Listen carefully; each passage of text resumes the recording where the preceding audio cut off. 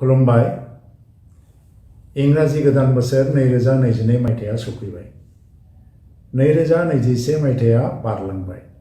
गोदान बोसोरनि मुङाव आं आंनि बिथिंनिफ्राय बयनोबो खेबसे खुलुमनाय जासिहरो, मान बावनाय आरो गाहाम हामलायनायबो जासिहरो। 2021 मायथाइयाव जों गोबां खैदां खैफोदजों जुजिनानै बारसिबोबाय। गोबां सिमांफोरा जाफुंबाय, गोबां सिमांफोरा जाफुङाखिसै। खैदां खैफोदजोंबो जोङो जुजिबोनांबाय। नाथाय गासैबो थासारियाव जों खौसेयैनो गसंथानानै बेफोर समफोरखौ जों बारबोबाय।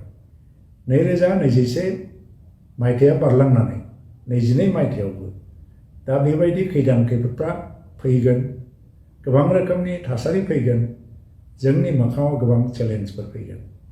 जोंनि गेजेराव बायदि बायदि सानस्रिनि मानसिफोर थायोबाबो, राजनैतिक बिथिङाव आलादा आलादा फोथायनाय थायोब्लाबो जोङो खैफोदनि समाव खौसेयै गसंथालायनानै सिगांलाङोबा बैफोर समफोरखौबो जोङो बारलांनो हागोन। आं मिजिंथियो फैगौ समाव जों बिदिनो बे बोसोरखौबो खौसेयैनो गसंथालायनानै बारलांनो हागोन।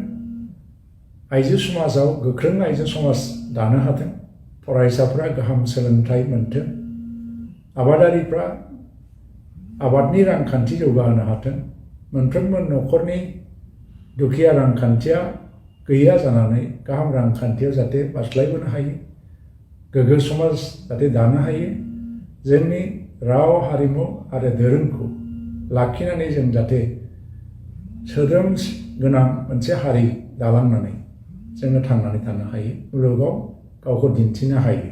बिनि थाखाय जोङो खौसेयैनो आवगायलांनांगोन। फै गोदान बोसोराव गोदान मोनसे थांखि लानानै गोदान समाज दानायनि थाखाय सिगांलांनि।